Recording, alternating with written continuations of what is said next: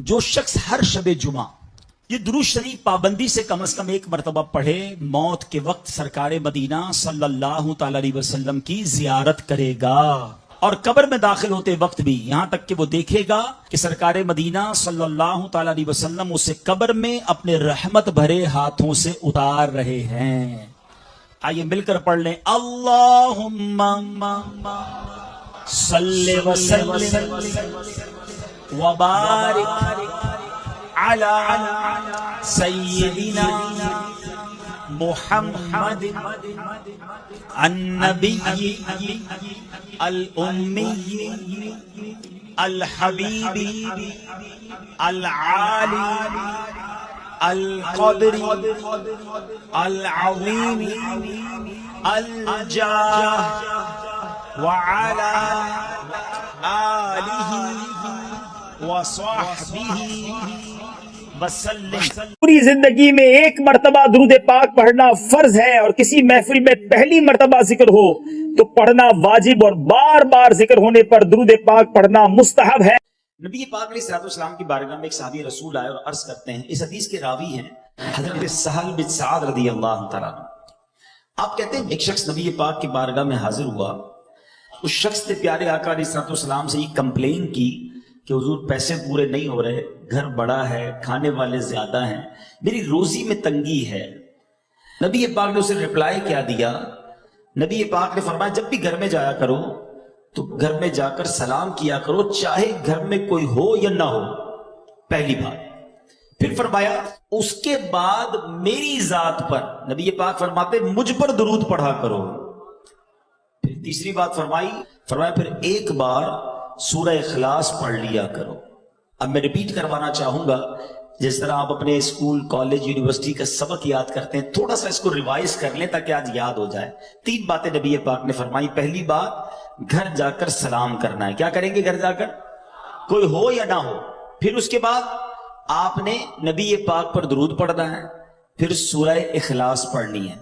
ये तीन बातें नबी पाक ने साहबी रसूल को बता दी। अब रिजल्ट क्या, रिवॉर्ड क्या मिला? उस शख्स ने ऐसे ही करना शुरू कर दिया। आफ्टर दैट रिजल्ट क्या मिला?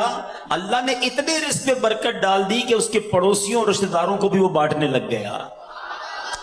दुरूद पाक, सुभान अल्लाह, ये एक ऐसा वजीफा है कि न जाने इसके कितने फवायद हैं। आपको जो प्रॉब्लम है आप दुरूद पाक पढ़े उस नीयत से, अल्लाह पाक अपने करम से अपने हबीब अलैहिस्सलाम के सदके उस प्रॉब्लम को दूर कर देता है। तो बराहे करम अगर मेरा कोई भाई, मेरी कोई बहन, कोई व्यूअर किसी तरह की भी रिस्क की तंगी का शिकार है, ये वो वजीफा है, ये वो फॉर्मूला है जो खुद नबी पाक अलैहिस्सलाम ने अता फरमाया। जब भी घर जाएं सलाम करें, दुरूद पाक पढ़ें, सूरह इखलास पढ़ें। अल्लाह करीम से दुआ है रब्बे करीम हम सबके रिस्क के हलाल में बरकत अता फरमाए। आज मैं जिस टॉपिक पर आपसे स्पेशली बात करना चाहता हूं कि दुनिया में बहुत सारी ऐसी चीजें हैं कि जिसके लिए में स्ट्रगल करते हैं। Why you here to study? आप क्यों आए हैं पढ़ने के लिए? आपको एक ब्राइट फ्यूचर चाहिए। आप बहुत सारे होंगे जो टंडो जाम के रहने वाले नहीं होंगे, कोई हैदराबाद से होगा, हो सकता है सिंध के दीगर शहरों से आप आए होंगे।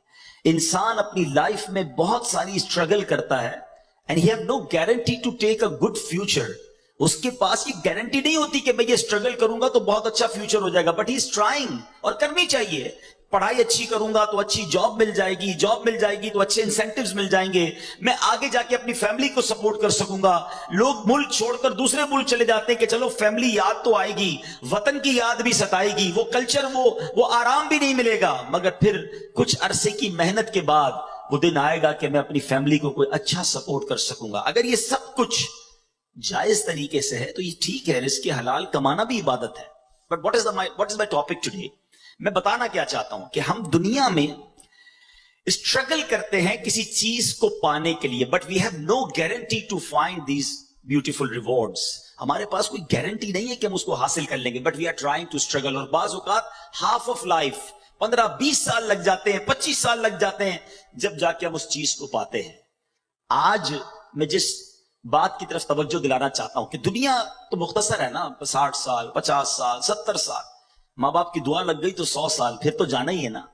आखिरत में वो क्या चीज है जो एक मुसलमान का मतबा नजर और अल्टीमेट गोल है कि मुझे वहां जाना है और वो हासिल करना है? यकीनन ہر ایمان والا یہ چاہتا ہے کہ میں نے جنت کو حاصل کرنا ہے، کیونکہ مرنے کے بعد دو ہی آپشن ہے نا، یا تو جنت ہے یا دوزخ ہے۔ دوزخ میں تو کوئی نہیں جانا چاہتا، اللہ ہم سب کو محفوظ فرمائے اور بلا حساب جنت میں داخلہ عطا فرمائے۔ بٹ کوشچن یہ ہے کہ کیا جنت میں جانے کی کوئی گارنٹی مل سکتی ہے؟ کوئی ایسا عمل ہے، کوئی ایسا پروسیجر ہے کہ میں اس پروسیجر پر عمل کر لوں تو میں ڈیفینیٹلی جنت میں چلا جاؤں؟ دس از دا بگ کوسچن۔ جناب اللہ نے رزق کا وعدہ تو کیا ہے، جس کی اسٹرگل میں ہم ساری زندگی گزار دیتے ہیں، مگر اللہ نے جنت کا وعدہ نہیں فرمایا، مغفرت کا وعدہ نہیں فرمایا۔ ٹھیک ہے نا، جنت تو مرنے کے بعد پتا چلے گا کس کو ملنی ہے کس کو نہیں ملنی ہے۔ آج جو ٹاپک ہے میرا کہ کیا جنت کی گارنٹی مل سکتی ہے؟ جی ہاں، آج میں نے آپ کو انشاءاللہ احادیث کے ذریعے کچھ بتانا ہے کہ جنت کی بھی گارنٹی مل سکتی ہے۔ And this is not a big deal. We have to do something جو ہم نے اپنی لائف میں کرنا ہے اور ہم جنت انشاءاللہ گارنٹیڈ حاصل کر سکتے ہیں۔ نیت المؤمن خیر من عملی، مومن کی نیت اس کے عمل سے بہتر ہوتی ہے۔ تو سب سے پہلے یہ نیت کر لیں کہ اللہ عز و جل کی رضا کے لیے اول تا آخر بیان میں شرکت کروں گا، ادھر ادھر دیکھنے سے بچتے ہوئے، بات چیت کرنے سے بچتے ہوئے، موبائل فون کے استعمال سے بچتے ہوئے، ممکن ہوا تو دھیان سے کان لگا کر بیان سنوں گا۔ درود پاک کے بے شمار فضائل و برکات ہیں، بہت ساری احادیث فضائل درود میں ملتی ہیں، بہت سارے واقعات کتابوں میں درود پاک کے فضائل میں ملتے ہیں۔ رسول پاک صلی اللہ تعالی علیہ وسلم کا فرمان ہے، جس بندے پر کوئی مصیبت آ جائے تو وہ مجھ پر درود پاک کی کثرت کرے، کیونکہ درود پاک مصیبتوں پریشانیوں کو لے جاتا ہے اور رزق کو بڑھاتا ہے۔ آج کے بیان میں میں ایک ایسے موضوع کی طرف آپ سب کی توجہ چاہوں گا کہ جو اگر اچھے انداز سے اس کو اپنایا جائے اس سے بچا نہیں جا سکتا۔ وہ ایک ایسی عادت ہے کہ کوئی کہے کہ جناب وہ عادت میرے اندر ہے ہی نہیں، تو یہ پاسبل نہیں۔ انسان اس ہیبٹ سے، اس عادت سے بچ نہیں سکتا، لیکن اس عادت کو وہ ڈائیورٹ کر سکتا ہے، ایک اچھی سوچ دے سکتا ہے اور اس سے ثواب بھی کما سکتا ہے۔ وہ کون سی عادت ہے؟ انشاءاللہ اس پر مدنی پھول حاصل کریں گے۔ پہلے شروع میں ایک قرآنی واقعہ سنیے۔ قرآن مجید فرقان حمید میں بے شمار واقعات موجود ہیں، اور ایسے ایسے واقعات ہیں کہ اگر ہم پڑھیں تو ہمارے لیے بڑے دلچسپ بھی ہیں، حیرت ناک بھی ہیں، اور اس کے اندر بہت سارے ہمارے لیے موضوع بھی اور سبق موجود ہیں۔ مگر بدقسمتی سے آج ہم انٹرنیٹ پر بیٹھ کر ساری دنیا کی ریسرچ تو پڑھتے ہیں، اخبارات تو پڑھتے ہیں، کئی لوگ ناول بھی پڑھتے ہیں، نہیں پڑھتے تو قرآن نہیں پڑھتے۔ قرآن میں کیا کیا ہمارے لیے موجود ہے ہمیں وہ نہیں پتا۔ پچھلی قوموں پر جو عذاب آئے، کوئی تو غلطی ہوگی، اگر وہ ریزن معلوم کر لیا جائے، ان غلطیوں سے بچا جائے، تو ہم بھی بہت اچھے انداز میں رب کو راضی کرنے والی زندگی گزار سکتے ہیں۔ ایک ایسا ہی واقعہ قرآن مجید میں موجود ہے، اور میرے پیچھے اسلامی بھائیوں یہ 9ویں پارے میں سورہ اعراف کے اندر موجود ہے۔ یہ حضرت سیدنا داؤد علیہ نبینا علیہ الصلوۃ والسلام کے وقت کا واقعہ ہے۔ آپ کی قوم کے 70,000 افراد عقبہ کے پاس سمندر کے کنارے ایلا نامی گاؤں میں رہتے تھے، اور یہ سارے کے سارے مچھیرے تھے، فشنگ کرتے تھے، کیونکہ سمندر تھا اور بڑے ویل سیٹ تھے، بزنس بڑا اچھا تھا، بڑی زبردست ان کی آمدنی تھی، بڑا اچھی زندگی گزر رہی تھی۔ اب اللہ تبارک و تعالیٰ نے اس قوم کا ایگزام لیا، امتحان لیا۔ ان پر ہفتے والے دن شکار کو منع کر دیا گیا کہ آپ پورا ہفتہ شکار کریں، کوئی پرابلم نہیں، سیٹرڈے کو آپ شکار نہیں کریں گے۔ اچھا، امتحان اور زیادہ جس کو کہیں کہ مشکل ہو گیا کہ عام دنوں کی نسبت ہفتے والے دن مچھلیاں زیادہ آتی تھیں۔ اب یہ قوم کہے جناب پورا ہفتہ شکار کرتے ہیں، ہفتے کو منع ہو گیا، اور ہفتے والے دن نظر آتا کہ فش بہت ساری ہیں۔ اب لالچ، گریڈ، کہ اب کریں کیا؟ ایسے ہمارے اندر بھی لوگ ہوتے ہیں کہ حرام کام میں جب بہت زیادہ پروفٹ نظر آتا ہے، بندہ بولتا ہے کوئی راستہ نکلے، یہ کسی طرح ڈیل جانی نہیں چاہیے، کسی طرح یہ کام ہو جانا چاہیے، پھر کوئی راستہ مل جائے بس۔ اب اس قوم نے بھی دیکھا کہ جناب سیٹرڈے کو تو بہت ساری مچھلیاں آتی ہیں، کرے کیا؟ اب شیطان آیا۔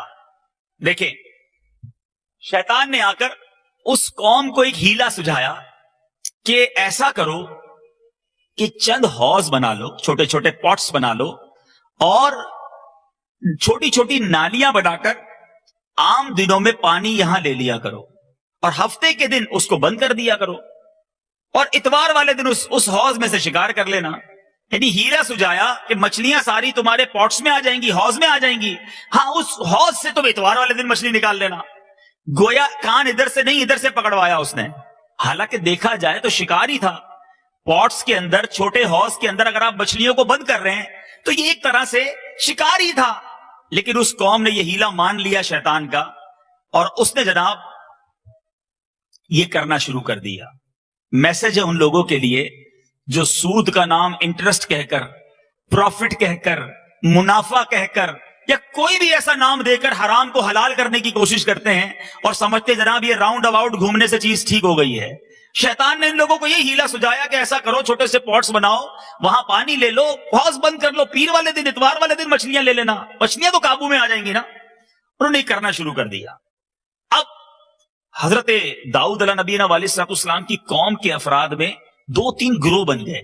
کچھ نے کہا یہ تم حرام کر رہے ہو، اللہ نے منع فرمایا ہفتے کو شکار نہیں کر سکتے، ہم تم سے کوئی تعلق نہیں رکھیں گے.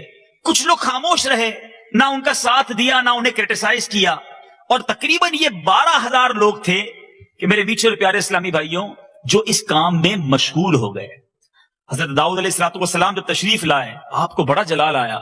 اچھا اس قوم نے کام کیا کیا کہ جو وہ 12,000 لوگ تھے آپس میں ایک دیوار کھڑی کر لی. کہا تم الگ ہم الگ، ہم تمہارے ساتھ نہیں رہیں گے، تم حرام کما رہے ہو، ہمارا تم سے کوئی تعلق نہیں. بیچ میں ایک دیوار کھڑی کر دی گئی. اب 12,000 لوگ اس طرف ہو گئے، باقی لوگ اس طرف ہو گئے. حضرت داؤد علیہ السلام جب تشریف لائے اور انہوں نے آ کر جب دیکھا کہ یہ قوم اللہ کی بات نہیں مان رہی اور ہفتے کو شکار کر رہے ہیں، آپ نے اس قوم پر لعنت فرمائی.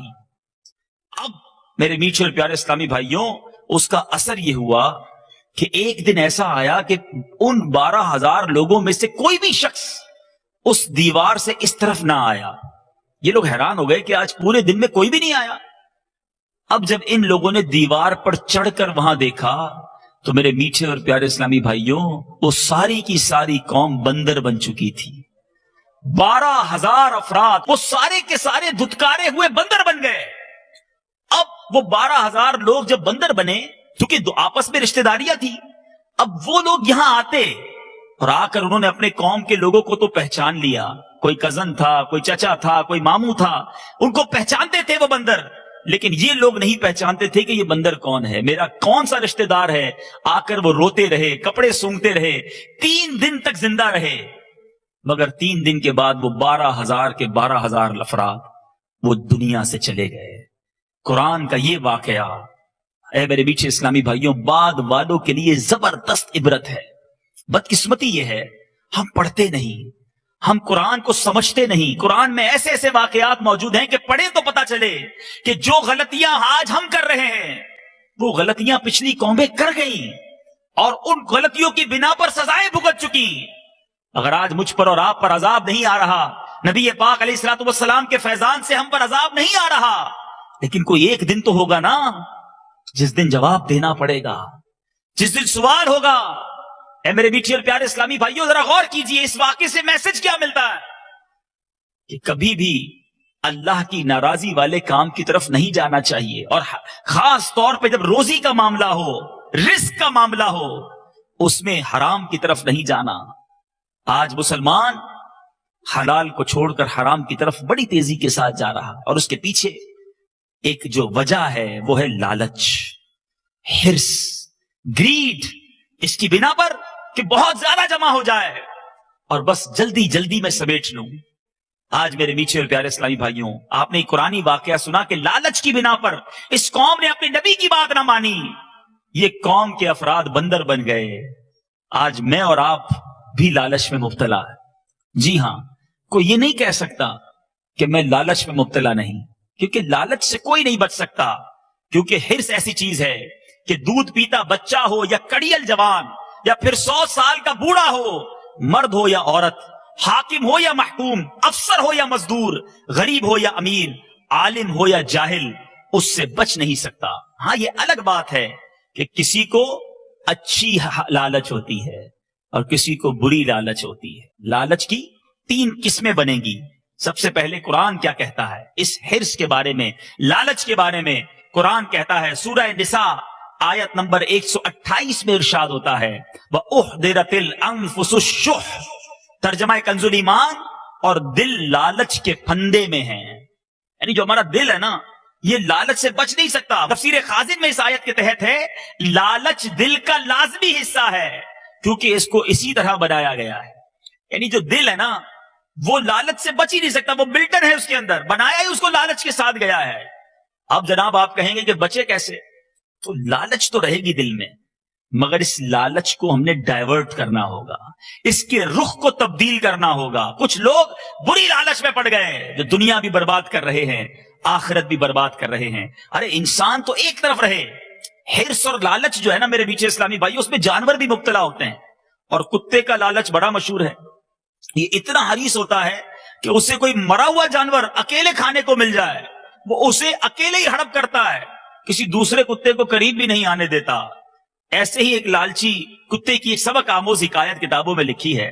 بڑا زبردست میسج ہے اس میں ہم لوگوں کے لیے, جو کہتے ہیں جناب سب کچھ مجھے مل جائے, سب میں ہی سمیٹ لوں, سارے دریا کا پانی میں ہی پی لوں, بزنس سارا میں ہی سمیٹ لوں, اگلے کا بیڑا غرق ہوتا ہو تو ہو جائے. کتابوں میں لکھا ہے ایک حکایت کہ ایک کتا بڑا بھوکا تھا اور کھانے کے لیے تلاش میں ادھر ادھر مارا پھر رہا تھا. اچانک اس کو ایک ہڈی ملی, اس نے منہ میں اس کو دبایا اور ایک نہر کے کنارے چلنے لگا.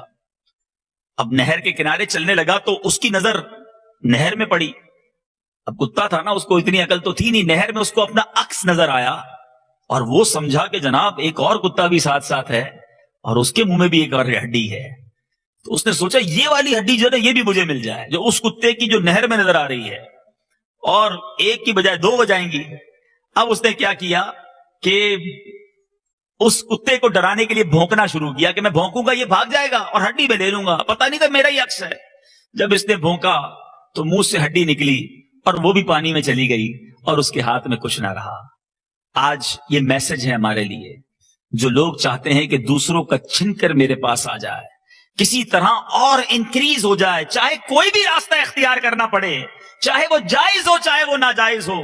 یہ ان سب کے لیے میسج ہے کہ لالچ بری بلا ہے جو ہم سنتے ہیں نا, وہ یہ والی لالچ ہے جس میں انسان اللہ کی ناراضی اختیار کرتا ہے. ایک لالچ بہت اچھی ہے, جی ہاں, ایک لالچ اللہ کو بڑی پسند ہے. اے کاش اللہ تعالیٰ ہمیں وہ لالچ, وہ حرص عطا کر دے جو اس کی بارگاہ میں محمود ہے, اور اس کے وہ حریص بندے جو اسے راضی کرنے کی فکر میں رہتے ہیں. ان کی حرص کیا ہوتی ہے؟ ایک حرص ہوتی ہے محمود, اچھی لالچ, اچھی حرص, اور وہ کیا ہے؟ نیکیوں کی حرص, عبادت کی حرص, تلاوت کی حرص. لالچ ہے درود پاک پڑھنے کی, لالچ ہے اللہ کے ذکر کرنے کی, لالچ ہے حرمین طیبین بار بار جانے کی. اگر یہ تمام کام اللہ کی رضا کے لیے ہو رہے ہیں, بہترین لالچ ہے. اے میرے میٹھے اور پیارے اسلامی بھائیوں, ہمیں اچھی کاموں کی لالچ کیسے کرنی چاہیے؟ نبی پاک علیہ الصلوۃ والسلام کا فرمان ہے, میرے آقا فرماتے ہیں احرس, حرص کرو, لالچ کرو. نبی پاک فرما رہے ہیں کس کی؟ علی ما ینفعک واستعن باللہ ولا تعجز, یعنی اس پر حرص کرو جو تمہیں نفع دے اور اللہ سے مدد مانگو, عاجز نہ ہو. ہمارے اسلاف نے بھی تو یہ حدیثیں سنی تھی, دیکھو کیسی حرص تھی, کیسی تمنا تھی. آج لوگ کہتے ہیں جناب لائف بہت تھوڑی ہے, جلدی جلدی کام کرنا چاہیے, جلدی جلدی دنیا بہتر کر لو, جتنا انجوائے کرنا ہے کر لو, ہم دنیا سے چلے جائیں گے. ایک مینٹل لیول تو یہ ہے. ہمارے اسلاف کا مینٹل لیول کیا تھا؟ وہ بھی یہ کہتے تھے وقت تھوڑا ہے, دنیا تھوڑی ہے, اس پہ جلدی جلدی نیکیاں کر لو تاکہ جنت کی ابدی نعمتوں کو حاصل کر لیں. میرے پیارے اسلامی بھائیوں, تمام انبیاء کے بعد سب سے افضل ہستی سیدنا ابو بکر صدیق ہیں, قطعی جنتی ہیں. مگر لالچ کیسی تھی, حرص کیسی تھی, عبادت کا شوق کیسا تھا. ایک بار نبی پاک علیہ الصلوۃ والسلام نے صحابہ کرام کی موجودگی میں اعلان کیا, آج تم میں سے کس نے روزہ رکھا ہے؟ سیدنا ابو بکر صدیق رضی اللہ عنہ عرض کرتے یا رسول اللہ میں نے روزہ رکھا ہے. چلیں ٹھیک ہے جناب. پھر پوچھا پیارے آقا علیہ الصلوۃ والسلام نے, آج تم میں سے کس نے جنازے میں شرکت کی ہے؟ سیدنا ابو بکر صدیق عرض کرتے ہیں آقا آج میں نے جنازے میں بھی شرکت کی ہے. ارشاد فرماتے اچھا یہ بتاؤ آج تم میں سے کس نے مسکین کو کھانا کھلایا ہے؟ صدیق اکبر عرض کرتے ہیں یا رسول اللہ آج میں نے مسکین کو کھانا بھی کھلایا ہے. चौथा अनाउंसमेंट सहाबा किराम के सामने, इरशाद फरमाते हैं आज तुम में किसने मरीज की इयादत की है? सिद्दीक अकबर अर्ज करते हैं आका मैंने आज मरीज की भी इयादत की है। सरकार दो आलम सल्लल्लाहु अलैहि वसल्लम ने इरशाद फरमाया जिस किसी में ये खसलतें जमा हो जाएं वो जन्नत में दाखिल होगा। ये एटीट्यूड था साहबा का। एक ही दिन में कितने नेक काम ढूंढ ढूंढ कर रहे हैं। हम भी शेड्यूल बनाते हैं सुबह व्हाट टू डू, मोबाइल में अलार्म, अपने कंप्यूटर में, बड़े लोग हो तो सेक्रेटरी को कहते हैं बताना कल मुझे ये काम करने हैं। आपने जो कल पूरे दिन का शेड्यूल बनाया उसमें क्या लालच है आपकी? दुनिया अच्छी हो जाए। कहीं इबादत का टाइम रखा उसमें, कहीं दुरूद का टाइम रखा, कहीं तिलावत का टाइम रखा, कहीं सेक्रेटरी को कहा कि जनाब नमाज का वक्त हो तो 15 मिनट पहले याद दिलाना मुझे वुजू भी करना है और नमाज से पहले जो 4 सुन्नतें वो भी अदा करूंगा ताकि और इबादत का मुझे सवाब मिल जाए, रब की बारगाह में और सजदे हो जाए। क्या मालूम जो आज मैंने असर पढ़नी है कल वो मुझे मिलनी है कि नहीं मिलनी। ऐ मेरे मीठे इस्लामी भाइयों, हिर्स कीजिए, लालच कीजिए, मगर आखिरत की लालच कीजिए। ऐसा ना हो दुनिया बनाते बनाते, ऐसा ना हो अपनी दुनिया को बेहतर करते करते हम आखिरत को बर्बाद करते चले जाएं। हमारे असलाफ का इबादत का शौक कैसा था? हजरत अमीरुल मोमिनीन उमर फारूक रदी अल्लाह तआला अन्हु। सोचिए, मैं उन लोगों की बात कर रहा हूं जो कतई जन्नती हैं, गारंटीड जन्नती हैं, जिनको दुनिया में नबी पाक ने मुजदा सुना दिया। सैयदना उमर फारूक रदी अल्लाह तआला अन्हु वो हस्ती हैं जिनके बारे में मेरे आका फरमाते मेरे बाद कोई नबी होता तो उमर होता। उमर जिस गली से गुजर जाए उस गली से शैतान नहीं गुजरता। इस कदर बड़ा स्टेटस है, मगर फिर भी इबादत का जज्बा। अरे हम तो गुनाहगार हैं, हमें ज्यादा इबादतें करनी चाहिए। वो इबादत गुजार अल्लाह तबारक व तआला के मकबूल बंदे। आप पर जब हमला हुआ, कातिलाना हमला हुआ, नेज़े से आपको जख्मी किया गया, तो हजरत सैयदना उमर रदी अल्लाह तआला अन्हु की खिदमत में हजरत इब्ने अब्बास हाजिर हुए। उन पर कपड़ा डाला हुआ था। हमने कहा कि ये इनको बेहोशी से उठाना है, ये नमाज के नाम पर जितनी जल्दी उठेंगे किसी और चीज के नाम से नहीं उठेंगे। उस जख्मी हालत में कहते हमने अर्ज की या अमीरुल मोमिनीन नमाज सला। अमीरुल मोमिनीन रदी अल्लाह तआला अन्हु उठे और फरमाया अल्लाह अज़्ज़ व जल की कसम जो नमाज तर्क करे उसका इस्लाम में कोई हिस्सा नहीं। उस आखिरी सांसों में सैयदना अमीरुल मोमिनीन हजरत उमर फारूक रदी अल्लाह तआला अन्हु ने नमाज अदा की। ऐ सहाबा के अपने आप को नौकर कहने वालों, ऐ सहाबा किराम से मोहब्बत का दावा करने वालों, हमारे सहाबा आखिरी सांसों में जख्मी हालत में नमाज पढ़े। आज हम पंखे चल रहे हों, एयर कंडीशन चल रहे हों, हम नमाज के वक्त खड़े नहीं होते। ये कैसी सहाबा किराम से मोहब्बत है? अरे ऐसा ना हो ये गफलत भरी जिंदगी हमारे हाथों से चली जाए। याद रखो ये ना जिंदगी है ना, ये बर्फ है। मेरे और आपके हाथ में गोया एक बर्फ का ब्लॉक दे दिया गया है। किसी के हाथ में 30 साल का होगा, किसी के हाथ में 40 साल का होगा, किसी के हाथ में 50 साल का होगा, और ये कभी भी पिघल जाएगा। पिघल रहा है डेली, मगर मुझे नहीं पता कि आज इस बर्फ पिघलने का आखिरी दिन तो नहीं। क्या मालूम कल की सुबह मेरी जिंदगी में ना हो। अरे अचानक हमारे सामने लोग चले जाते हैं, आप कहते खुद ही कहते अरे कल तो हमारे साथ था, हमने साथ खाना खाया था। ऐ मेरे बीच इस्लामी भाइयों, सोचिए अगर इसी तरह हमारी जिंदगी का चिराग भी गुल हो गया हम कहां जाएंगे? हमने तैयारी कितनी की है? हमारे असलाफ के ऐसे ऐसे वाकयात मेरे पास मौजूद हैं। सैयदना सफवान बिन सुलैम रदी अल्लाह तआला अन्हु, आपके बारे में आता है कि आपकी पिंडलियां नमाज में ज्यादा खड़े होने की वजह से सूज गई थी। आप इस कदर कसरत से इबादत किया करते कि आपको अगर कोई कह देता कि कल क़यामत है तो आप अपनी इबादत में कुछ इजाफा ना कर सकते। यानी इतना जबरदस्त शेड्यूल पहले ही बना हुआ था, अब उसमें कोई स्पेस नहीं थी कि क़यामत के लिए कुछ एक्स्ट्रा इबादत कर लें। आपके बारे में आता है, देखें ए मुल्तान में रहने वालों, आपके यहाँ बड़ी गर्मी पड़ती है और आजकल गर्मी के दिन है तो ये बात जरा जल्दी समझ आ जाएगी। लाइटें भी कम होती हैं गर्मी में। हम कहां सोते हैं? कोशिश करते हैं छत पे लोग सोते हैं ताकि लाइट ना भी हो तो हवा चलती रहे, नींद आ जाए। सर्दी में कहां सोते हैं? कमरे के अंदर जाके सोते हैं ताकि सर्दी जो है उससे बचाव हो जाए। हजरत सफवान बिन सुलैम के बारे में आता कि आप सर्दी के दिनों में खुले आसमान तले सोते थे और गर्मी के दिनों में बंद कमरे में सोते हैं। इसकी वजह यह थी कि सर्दी की वजह से ज्यादा नींद ना आए, ज्यादा रात का वक्त अल्लाह की इबादत में गुजार लो। कमरे में गर्मी में इसलिए सोते कि गर्मी मेरी नींद से उठा दे, थोड़ी नींद कर लूं और बाकी रात रब की इबादत में गुजार लूं। और एक हम हैं کہ بڑے آرام دہ کمروں میں ہوتے ہوئے جب فجر کے وقت مؤذن اذان کی آواز لگاتا ہے حی علی الفلاح حی علی الصلاح، ہم اوندھے منہ ہو کر سو جاتے ہیں۔ لوگ کہتے ہیں نماز میں آنکھ نہیں کھلتی۔ میں آپ سے سوال کرنا چاہتا ہوں، جس دن آپ کی صبح 6 بجے کی فلائٹ ہو کیسے آنکھ کھلتی ہے؟ کتنے الارم رکھتے ہیں؟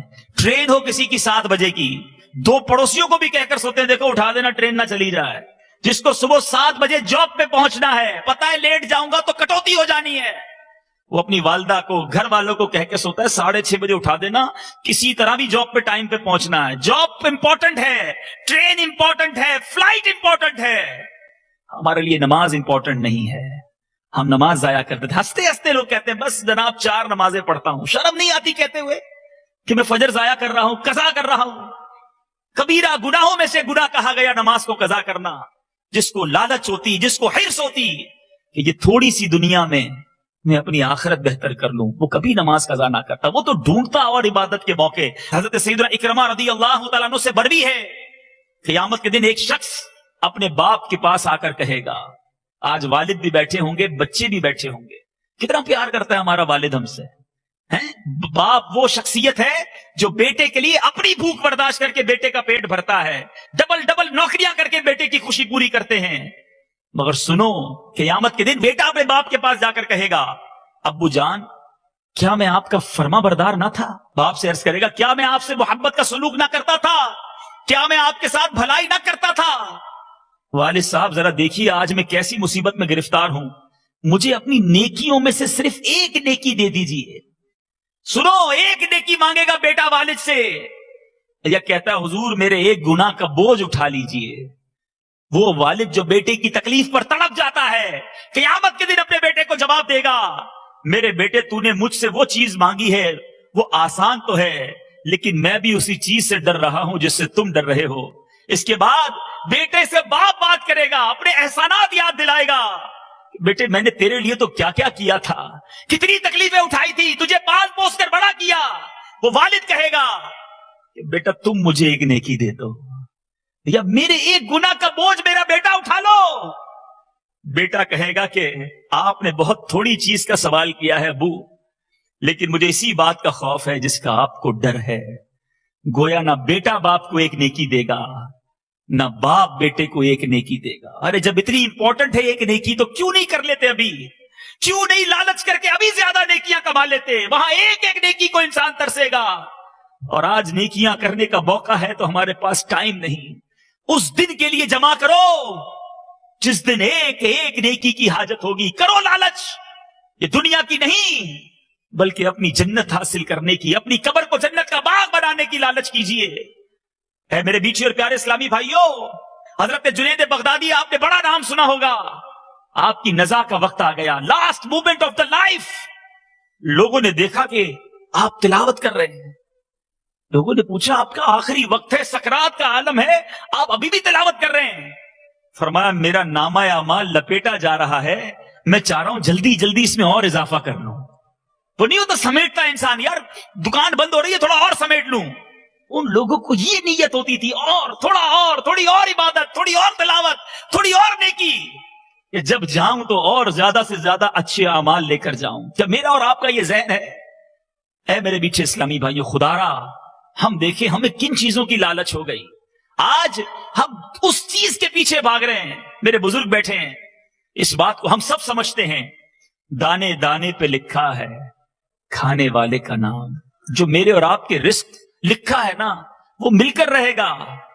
یاد رہے، یہ بٹھا لے دماغ میں، جو میرے نصیب میں ہے وہ کوئی چھین نہیں سکتا، اور جو میرے نصیب میں نہیں وہ کوئی دے نہیں سکتا۔ جو لکھا ہے وہ مجھے مل کر رہے گا۔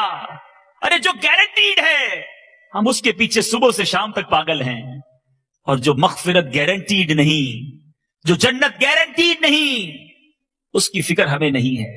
کچھ لوگ بڑی تکلیف میں یہاں جیتے ہیں، کاروبار نہیں چلتا، پرابلمز بہت ساری ہیں۔ سنو، اللہ کی رضا پہ راضی رہنا۔ قیامت کے دن کے بارے میں ایک بڑی جس کو کہنا سبق آموز حدیث پاک، مسلم شریف کی حدیث ہے۔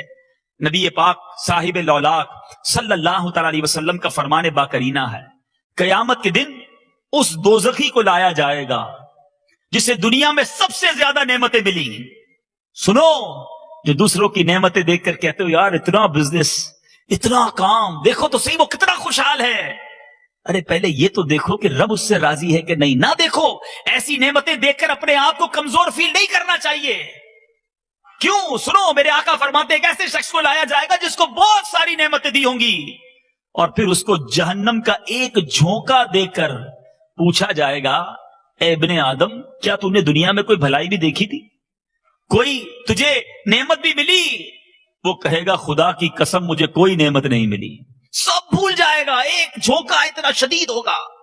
اور میرے وہ اسلامی بھائی جو پریشان ہیں، جو مصیبت زدہ ہیں، جو غریب ہیں، جو مصیبتوں کے بار تلے دبے ہیں، شکوہ مت کرنا، شکایت مت کرنا، صبر کرنا. تھوڑی لائف ہے، گزر جانی ہے. آقا علیہ الصلوۃ والسلام فرماتے ہیں ایک شخص کو لایا جائے گا جو سب سے زیادہ تکلیف میں رہا ہوگا، دنیا میں بڑا پرابلم میں رہا ہوگا. اسے جنت کی ہوا کا ایک جھونکا دکھایا جائے گا، جسٹ جھونکا. اور پھر پوچھا جائے گا اے انسان، کیا تو نے کبھی کوئی تکلیف دیکھی تھی؟ کبھی کوئی پریشانی دیکھی تھی؟ وہ کہے گا خدا کی قسم کوئی پریشانی نہیں دیکھی. وہ جنت کی ہوا کا جھونکا ایسا ہوگا، وہ اس کے سارے دکھ بھلا دے گا. Now it's up to you, ابھی آپ پر ہے کہ کیسی لائف گزارنی ہے. یاد رہے میرے میٹھے اسلامی بھائیوں، پیسے والا ہونا یہ شریعت کو ایسا نہیں کہ اس کو ڈسکریج کیا گیا ہے، مگر مال کمائیے جائز طریقے سے اور پھر اس کو جائز جگہوں پر خرچ کیجیے، اور اس کے ساتھ ساتھ صرف اسی میں زندگی مت گزاریے، آخرت کی تیاری کیجیے، لالچ کیجیے اپنے رب کو راضی کرنے کی. اے میرے میٹھے اور پیارے اسلامی بھائیوں، بدقسمتی سے اسی لالچ کی وجہ سے، اسی دوڑ کی وجہ سے ہمارے تاجر اسلامی بھائی انٹرسٹ کے کاروبار میں، سود کے کاروبار میں چلے جاتے ہیں. بس جناب ایک فیکٹری سے دوسری فیکٹری بن جائے، ایک گھر سے دوسرا مکان بن جائے، اب سودی ادارے بھی آ گئے. گاڑی لینی ہے کوئی پرابلم نہیں، ہم سے سود لے لو، ہم سے لون لے لو، اور لوگ جناب اس کو کچھ سمجھتے ہی نہیں ہیں. سنو سنو، سیدنا مالک بن دینار رحمت اللہ تعالی علیہ ایک بیمار کے سرہانے تشریف لائے. آخری وقت تھا، آپ رحمت اللہ تعالی علیہ نے اسے کئی بار کلمہ شریف کی تلقین کی. کلمہ پڑھو، کہتا ہے 10-11. آپ کہتے کلمہ پڑھو، وہ جواب میں کہتا 10-11. اس کو پوچھا تم کلمہ کیوں نہیں پڑھتے؟ کہتا ہے میرے سامنے آگ کا پہاڑ ہے، میں جب بھی کلمہ پڑھنے کی کوشش کرتا ہوں یہ آگ مجھے جلانے کو آ جاتی ہے. پھر آپ نے لوگوں سے پوچھا یہ کیا کام کرتا تھا؟ لوگوں نے بتایا یہ سود خور تھا اور کم تولا کرتا تھا. اے ملاوٹ کر کے، کم تول کر، ڈنڈی مار کر، سود کا کام کر کے کاروبار کرنے والوں، پیسے تھوڑے بڑھ جائیں گے، لیکن اگر رب ناراض ہو گیا کدھر جائیں گے؟ قرآن مجید فرقان حمید میں ان کم ناپ تول والوں کے بارے میں قرآن کہتا ہے. چنانچہ سورہ بنی اسرائیل 15ویں پارے کی آیت نمبر 35 میں ارشاد ہوتا ہے وَأَوْفُوا الْكَيْلَ إِذَا كِلْتُمْ وَزِنُوا بِالْقِسْطَاسِ الْمُسْتَقِيمِ ذَلِكَ خَيْرٌ وَأَحْسَنُ تَأْوِيلًا. ترجمہ کنز ایمان، اور ماپو تو پورا ماپو، اور ماپو تو پورا ماپو، اور برابر ترازو سے تولو، یہ بہتر ہے اور اس کا انجام اچھا. کبھی بھی ناپ تول میں کمی نہیں کرنی چاہیے. بالکل اسی طرح جو سود کا کاروبار کرتے ہیں، سنو نبی پاک علیہ الصلوۃ والسلام فرماتے ہیں، ابن ماجہ کی حدیث ہے، سود 70 گناہوں کا مجموعہ ہے، اور ان میں سب سے ہلکا یہ ہے کہ آدمی اپنی ماں سے بدکاری کرے. کوئی امیجن کر سکتا ہے، کوئی سوچ سکتا ہے اس فعل کو؟ مگر یہ کتنی خطرناک اگزامپل ہے کہ اس کا ہلکا درجہ یہ ہے کہ کوئی اپنی ماں کے ساتھ بدکاری کرے. پھر بھی کہتے جناب چلتا ہے، مارکیٹ کے ساتھ رہنا ہے، کاروبار بھی تو چلانا ہے، نہیں کریں گے تو کیسے چلے گا؟ نبی پاک صلی اللہ تعالی علیہ وسلم کا فرمان عالی شان، آپ نے سود کھانے والے، سود کھلانے والے، سود لکھنے والے اور سود کے دونوں گواہوں پر لعنت فرمائی کہ یہ سب گناہ میں برابر ہیں. خدا را چھوڑ دو، یہ لالچ ختم کر دو. سود کا کام کرنے والے کو اللہ سے جنگ کرنے والا کہا گیا. ارے کوئی اللہ سے جنگ کر کے بھی جیتا ہے؟